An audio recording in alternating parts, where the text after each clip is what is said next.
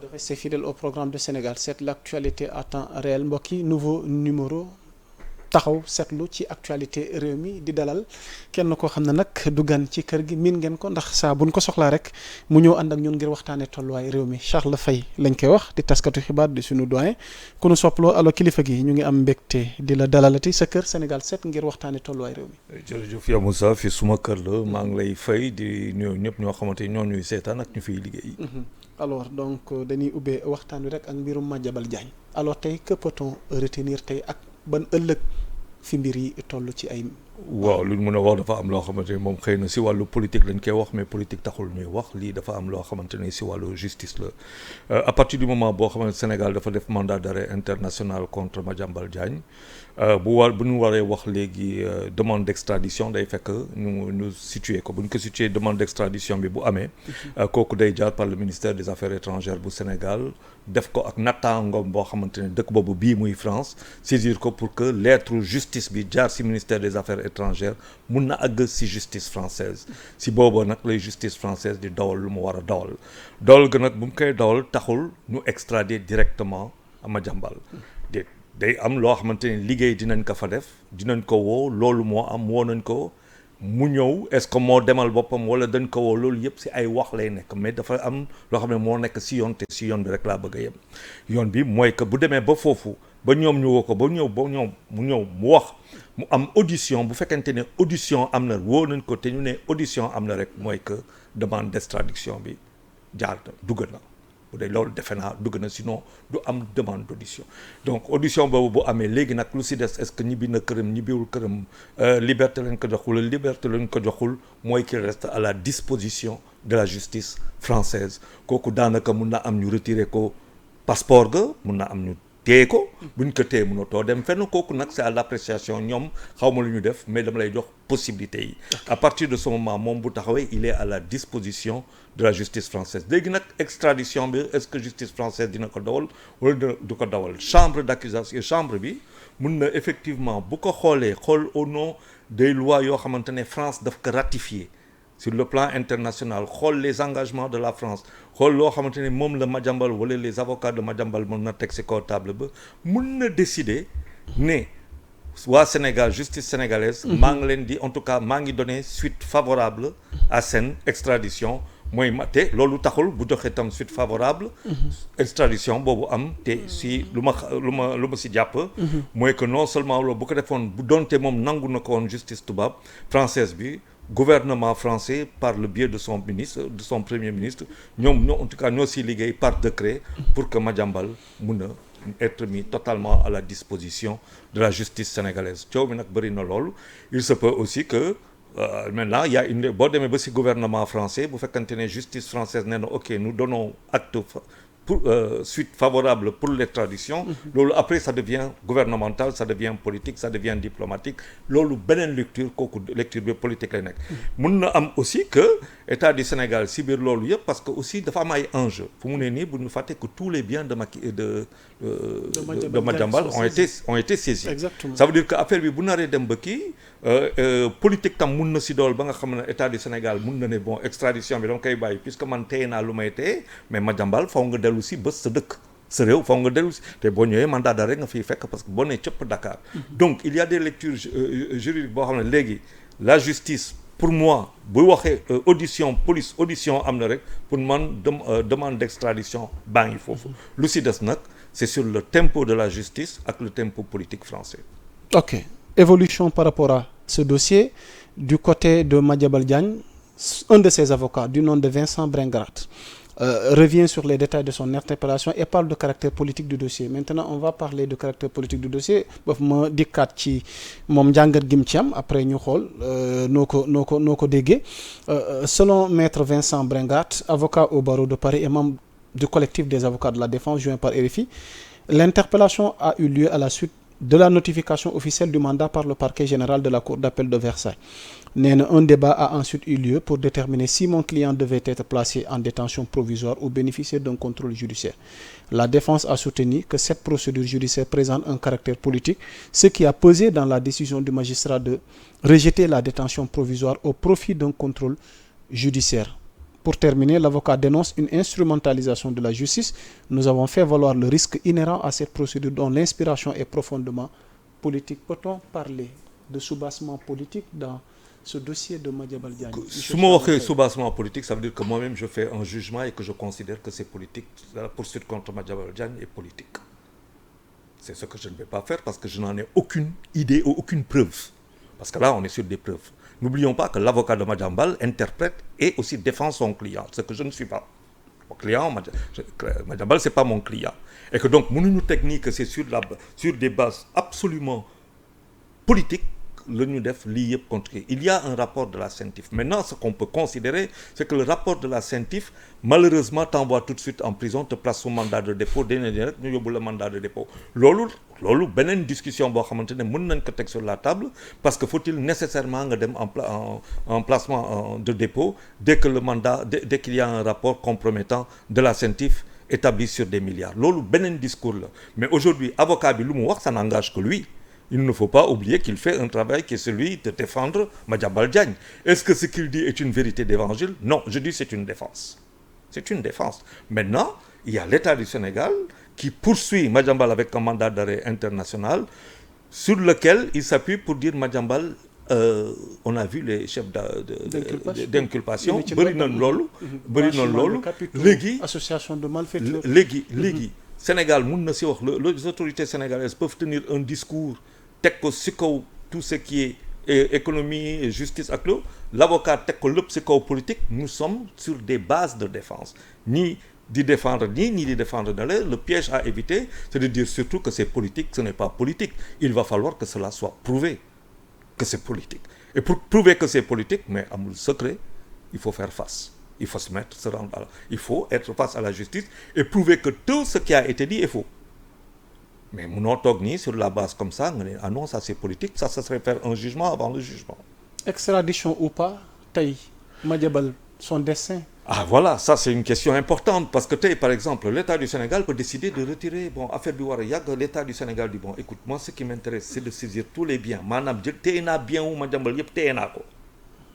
me retirer sur ma extradition, toog seetaan ko xool lu muy def soxna ma ngi fii kaso doomu kaso ma toog seetaan ko est-ce que day toog France wala day ñibbi si Sénégal bu toogee France lan la koy Sénégalais yi di gisee ñu koy xoolee lan koy xoolee le regard de la société lan lay xoolee loolu nga war ko étudier. Bu fekkente ne tam ñibbi nga Sénégal booy wàcc aéroport ñu jàppale parce que CENTIF lu mu ne mandat de dépôt tout de suite lan lay def léegi nag si kaw loolu ñu xoolaat la nga war a nag liggéey yor say documents yëpp pour gagner la confiance des Sénégalais ba pare génn si tuumal yoo xamante ne moom la def moom lañu teg sa kaw donc fu mu ne nii l'État du Sénégal va regarder bu dee politiquement ils peuvent même dire on retire notre extradition et on va voir. Di nga ñëw Sénégal de toute façon comme saisir nañ say bien toog seetaan la donc Madiambal aujourd'hui il est dans une situation boo xamante ni par A ou par B faaw mu montrer lu avocat bi wax. Son aventure est-elle devenue finalement ambiguë wala. yow sax da ngaa graaw de da ngaa bëgg a dugal coup quoi cette affaire. Oui. En tout cas, Parce que c'est pas une petite affaire. Le monde en parle. Wow, l'image du Sénégal, voilà. Non, l'image du Sénégal depuis quelque temps, voilà quoi. Si on te dit Djoub, Yahoo. Donc les gens peuvent dire tout ce qu'ils veulent, mais l'image que nous avons moi, en tout cas, c'est pas une image qui me plaît. Maintenant, Madiambal, dans cette histoire, il y a ces biens qui sont saisis. Exactement. Et il y a les Sénégalais qui le regardent. Gouvernement du Sénégal di ko xaar. Justice ne moom mooy arbitre ga. Amul beneen possibilité. te c'est devant la justice la affaire bi mën a régler mën a leer. loolu amul beneen yoon. comme disait un grand ami à moi, nul ne peut defe naa c'est Gadiaga wax na ko du benn du ñaar du ñett kenn personne ne peut se substituer à la justice. À la justice. Non. Exactement. Alors mbokk yi waxtaan wi day dox di wéy on va essayer d'avancer beneen xibaar gu ñu jot ci bés bi la ñu dab ci mbirum Badara Gadiaga le chroniqueur de la télévision Futurs Médias est convoqué pour son audition au fond devant le juge du premier cabinet du tribunal de Dakar selon les informations exclusives donc yi nga xamante ne am nañ ko ci suñu naataango yi cette audition est programmée ce lundi 27 octobre di fàttali ne Badara Gadiaga avait été inculpé le 14 juillet 2025 par le doyen des juges d'instruction. Les charges retenues contre lui sont multiples: discours contraires aux bonnes mœurs, diffusion de fausses nouvelles, offense à une personne exerçant tout ou partie des prérogatives du président de la République.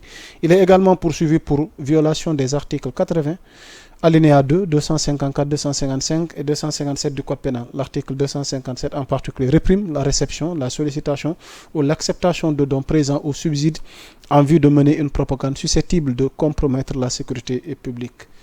Quel sort finalement pour Badara Gadiaga ci woowaat gi nga ko nar a woowaat ban jàngat nga am ci. damay def silence et je regarde ma justice. Pourquoi? Je la regarde, silence et je regarde ma justice. Ok. Oui. Tout. C'est tout. Pourquoi silence? Il y a des moments où il faut se taire et regarder. Chacun prend ses responsabilités. C'est tout. Je regarde ma justice. C'est tout. waaw. Ok. Badara maa ngi lay nuyu bu baax a baax a baax. Nit nga quoi. Nit nga. On a vu quelqu'un s'en aller. Je n'ai jamais été aussi triste que quand j'ai appris le décès de Abdou Aziz Mbaye. Paix à son âme. Paix à son âme. di ko jaale waale ci di ko kër jaale Sénégal 7. Sénégal lañ koy jaale waa Tivaouane ñun ñëpp parce que j'ai travaillé avec ce grand monsieur là. Abdou Aziz Mbaye. Oui. Mam Fama. Oui. Président des communicateurs. J'ai eu le privilège de travailler avec lui. liggéey na ak moom de.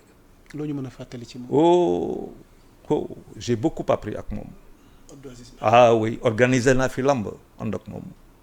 muy oyofal ma lu bëri di jàppale ma si lu bëri. mu gis intégrité un homme debout. tey on peut dire tout ce qu'on veut nag. mën nañ ne defoon na li bëggoon na mën nañ wax lu nekk. mais il a souffert dans sa chair. am loo xamante ne góor moomu ko. loolu mën na accélérer lu bëri. góor am na lu moom ak je regarde les gens dans le blanc des yeux en n'ayant aucune leçon à recevoir aucune leçon quoi jub dañ jub ce monsieur daa juboon am fu mu jógee am ñu muy représenté loolu lay dëgg loo si wax leneen loolu tax ma ne je regarde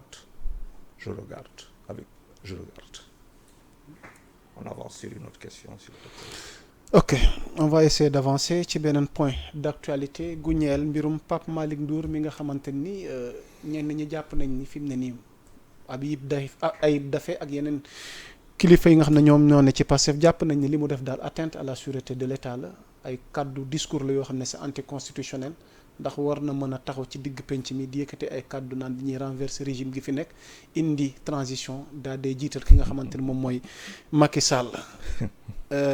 Monsieur Charles Faye les propos de Pape Malick Ndour mi waral polémique bi entre plainte waaye moom i tamit riposté na ne mi ngi ak ay avocat am di waajal tamit riposte parce que tamit ñu ngi koy tuumaal wala di ko waxal loo xamante ni waxu ko noo jàngatee ay kaddu. bu fekkente ne waxu ko. bu fekkente ne waxu ko. man gisuma si problème. bu fekkente ne nee na moom waxu ko. waaw mais kon bu loo xamante ne waxu ko mooy que amul. bu fekkente ne léegi nag si biir expression ba mun na am mu juum parce que loolu mun na am mu juum ça aussi xaw ma ko mais lu ma xam mooy que des appels à lu mu tudd fii les Sénégalais ont élu leur président le 24 mars 2024. exactement defe naa prochain rendez-vous bu ñuy am pour élection présidentielle c'est en février 2029.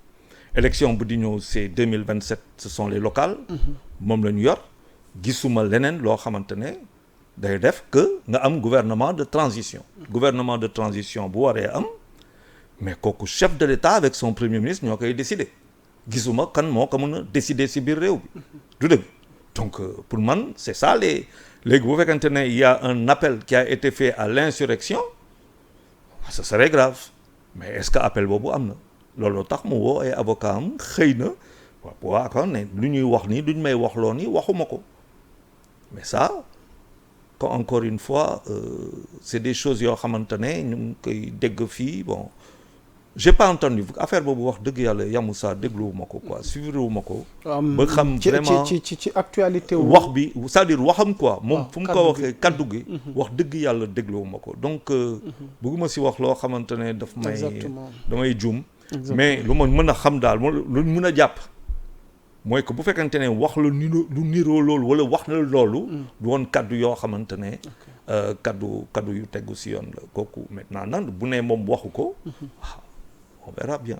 ok mi ngi ko waxee woon ci contexte benn marche bu ay jegeñaale ak ay soutien Farba organisé woon pour sa libération le cas Farba Ngom ay soutien tey initié marche ndax ci la waxee kàddu yooyu noonu yi waral polémique bi Farba tey noo jàngatee ay mbiram parce que ñi ànd ak moom nee nañ mënuñu comprendre am na kun fi libéré sur la base de certificat médical yuy attesté ñu ne dafa xaw a wéridi ci wàllu xel.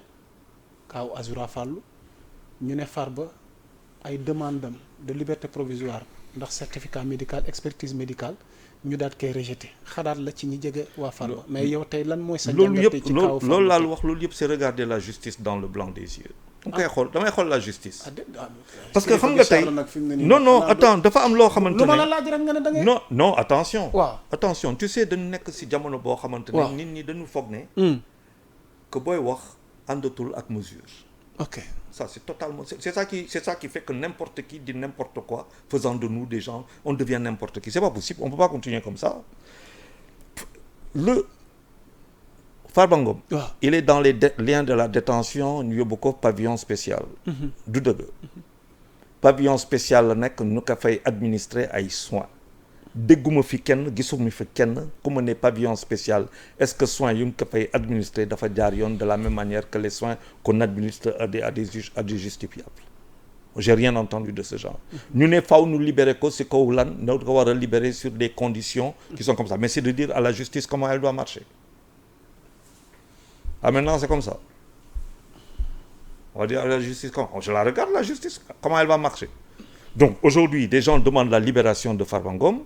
Moi, ce que je demande, c'est que les motivations soient clarifiées, porter fu ñu ko war a reporter et que le procès, s'il doit avoir lieu, qu'il soit accéléré. Maintenant, su fekkente ne c'est pas ça, s'il doit être libéré, mais ça, c'est sur la base, donc c'est le juge qui donne cette libération. Et encore, c'est un homme en son âme et conscience, mun na ne liberté provisoire. Parce que liberté provisoire, Sénégal, am na ñoo xamante ne ñu ngi am liberté provisoire depuis 30 ans. Il y a beaucoup de choses dans ce pays, bon, xamante ne ça marche pas. Mais on peut pas dire aujourd'hui, faire la comparaison. Okay. Le juge qui a décidé que l'autre qui était comment dire qui ne bénéficiait pas de toutes ses facultés mais lan la loi wax bu fekkante ne par exemple quelqu'un ne jouit pas de toutes ses facultés mentales lan la loi wax je pense que c'est là qu'on doit mettre les choses sur la table quelqu'un boo xamante ne même bu commettre benn crime il ne jouit pas de toutes ses facultés mentales c'est la prison sa place et cela c'est par un psychiatre c'est par un rapport voire quand même on peut aller sur un contre-rapport ou quelque chose comme ça pour certifier, pour dire que il ne jouit pas de toute cette faculté mentale pour être mis en prison. À partir de ce moment-là, il y a un rapport qui est établi. Maintenant, quel est le rapport de Farba Ngom qui est établi? Il y a un rapport qui dit que ce monsieur doit être élargi des prisons de manière définitive, produit par un professionnel, amenant le juge à prendre une décision. Maintenant, les hommes politiques peuvent dire ce qu'ils veulent. Ça, c'est un discours politique, mais moi, je ne suis pas un homme politique. Je n'ai pas à jouer leur rôle. Ils n'ont qu'à jouer leur rôle. Mais, sauf qu'il faut qu'on les amène, nous qui sommes des journalistes, il ne faut plus qu'on soit une caisse à résonance. Et je suis la caisse à résonance de personne. Exactement. On va essayer d'avancer maintenant, parler d'économie. On revient sur le débat sur la dette cachée. FMI parle de misreporting. ñuy jàpp ni confirmé na vraiment li nga xamante ni régime gi waxoon na ko ci ne Macky Sall dafa nëbb bor yi waaye moom it Macky Sall riposté na ndax commettre na avocat ndax jàpp na ne vraiment liñ koy waxal wala liñ koy tuumaal ñu leeral ko ce débat sur la dette cachée Charles Faye sa jàngat. man développement yi ci mujj am. waaw entre FMI. waaw man dépassé naa ay dettes cachées tout ça parce que pour man bon la cause est entendue amul temps bu ñuy perte parce que sénégalais yi ñoom leneen lañ soxla lu dul ay débat sur dette cachée ou pas dëgg bi nañ ko wax feneen la ku mel na Macky Sall. faaw ko mu défendre boppam parce que lu ñu ko tuumal dafa diis. munoo toog tey ñëpp di ko ne ñu ngi koy séentu mu am ay wala ñu ngi ne dafa am ambition pour dem aux Nations Unies. ba pare ñëw ñu teg la lii. mooy que doo fa mës a dugg. munoo tey bëgg a jiital Nations Unies bu fekkente ne yow nga nekkoon président de la République ñu tuumal la lu mel na dette cachée nga ne doo ko leeral. doo leeral mbir doo ko démentir ba nit ñi xam ne que lu ñuy wax lu ñu lay maanaam lu ñu lay junjani que yow yaa ko def wala lu ñu lay accuser que amul. donc Macky Sall il ne peut pas faire autrement. que de laver d'abord foog mu setal deram ci affaire bi mu expliquer sénégalais yi ak waa bitim réew ba pare convaincre leen que dette cachée amul. loolu mooy waru garam pour que son héritage reste mu am avenir aussi. sinon dootul jarati Pikini fii ak feneen ci àdduna. yaa ngi may dégg. kooku moom la mais ñun léegi suñu gouvernement lii am na lan la ñu njëkk a constaté. lu ñu njëkk a constaté mooy que tout de suite mu am dégradation des notes de crédit du Sénégal loolu am na fi. Exactement. depuis daaw. ñu taxaw ñu ne la difficulté d'accès au financement du loolu am na fi. ñu ne la FMI ba tey FMI joxul la dara. toog fi dañuy wéy noonu toog waxtaan bés yi di jàll semaine yi di jàll mois yi ba at passé du dëgg. léegi yow looy def. si kaw loolu situation boobu nga xamante ne stabilité parce que CFA ba léegi ñun toogaguñu c'est dommage quoi que ñun on est très superficiel mais cette affaire-là elle tape sur une monnaie qui s'appelle le CFA dans un pays qui s'appelle le Sénégal dans une union qui s'appelle l'UEMOA avec une monnaie communautaire qui s'appelle le CFA que le Sénégal va chercher quasiment 3 fois par mois sur le marché pour avoir les 400 et quelques millions en termes d'emprunt obligataire. Appel public à l'épargne. Oui. Donc est-ce que loolu mënul indi tension sur la stabilité du CFA? Est-ce que mënul indi tension sur l'appréciation ou la dépréciation du franc CFA? Est-ce que mënul indi dissension entre les pays de l'UEMOA dont on sait que 3 pays ne sont plus de la CEDEAO, le Mali, le Burkina Faso et l'AES qui menacent même de quitter la zone monétaire. Ça veut dire nous voilà des réflexions très profondes sur lesquelles on doit s'arrêter. Malheureusement, duñ si taxaw on préfère qu'il mu nekk après je dis mais c'est normal. Le débat est tellement bas. Je suis désolé, le débat est tellement bas. Après on se lève, paf, tous les jours les choses mais parce qu'on n'anticipe pas sur ça. Tey le vrai débat. Macky lu mu war a def sauver sa peau. Foog mu setal deram. laver son honneur. jaral na ko lépp. foog mu def ko. Sinon dootu fi jariti Pikini laa la wax muy fii mu la muy bitim réew. mais ñun Sénégal lu ñuy def dette cachée pas dette cachée lu ñuy toog dañuy toog di si waxtaan rek. faaw ñu dund. Et c'est pour ça que le président de la République va au Kenya. Pourquoi le président de la République va au Kenya? Pourquoi le président de la République va à Kigali? Parce que ce sont 2 nouvelles places financières émergentes en Afrique. doo dégg gars yi toog di si wax. Ces 2 nouvelles places émergentes en Afrique sont en train de vouloir concourir ñii ñu ngi concurrence kenn ki mu ngi lay ne Maurice moo ko gën a jege damay concurrence Maurice ñii ne man dama bëgg a concurrence Dubaï ñii ne dama bëgg a concurrence Londres ñii ne dama bëgg a concurrence Riyad par rapport à tout simplement entre africains ñu mun a lëkkaloo àndandoo pour mën a ne dem sur le marché international au lieu du marché international financier on va sur le marché continental financier entre nous on se fait un message très très très fort. On n'analyse pas ça. Je vois un triangle extraordinaire Kigali, Dakar ak Nairobi qui pour moi est extraordinaire qui peut même au-delà de tout ça créer des ponts entre les 3 capitales 2 axes axe bi fii axe bële nga créer ce triangle créer ay axes ba nga mën a xool looy da mën a def avec les Kenya Airways Air Rwanda Air Sénégal rapprocher créer des ponts dans l'éducation, dans les agricultures. Je vous dis, il y a tellement de choses. On ne parle pas de ça. Et nous, on perd notre temps sur... Je suis désolé, Yaboussa. Bon, pour moi, c'est ça qui est important. Ok. Alors, notre économie, pour terminer, Charles. Ndax ñu ngi cay guddi gu ba setagul 2 ans presque dem na. 18 mois. waaw 18 mois. Au même moment lenn ci askan wi yenn jafe-jafe yi tey on parle côté diisal gi à la place de woyofal cherté dundu geeg. woyofal mun naa sax woyofal xam naa moom ce n'est plus possible. woyofal moom. nañu waxante dëgg ce n'est plus possible. nit mënul teg 3e tranche nga teg 5000 francs ñu ne la c'est à peu près 30 kilowatts. nga teg ko 2 heures 3 heures même pas 3 heures après mu sonné rouge. c'est trop cher. 191 francs xaw ma le kilowatt ak yu demee noonu tu rentres dans la 3e tranche comme ça paf 1 2 première 2e tranche loolu lan lay wax toog yu demee noonu mais mun na la def 2 3 jours c'est ñaari première tranche yi 5 jours mu jeex mu dese le 25 jours ñu ne la yaa ngi si 3e tranche 3e tranche ñu ne la 191 francs le kilowatt yow calculer woo ñaata kilowatt ngay utiliser ñu ne la non dafa tàng bu njëkk ba quand il y avait pas le woyofal dañ la doon ne non le mois d'octobre dafay tàng donc foofu la ñu ko mais la vérité xam nga lan la. C'est quoi la vérité? Voilà la vérité mooy que yow Yamoussa da ba nga doon fay facture électricité. xam nga la lu mu doon demee maanaam Senelec da laa doon fournir électricité nga utiliser ko ñaari weer yi jot nga dem fay. si biir loolu mu am ñoo xamante ne du ñu fay wala du ñu gaaw a fay après bu ñu dem ba ay moratoire xam nga Senelec day perte. du dëgg tey Senelec dalaa ne ak woyofal balaa nga am courant fay.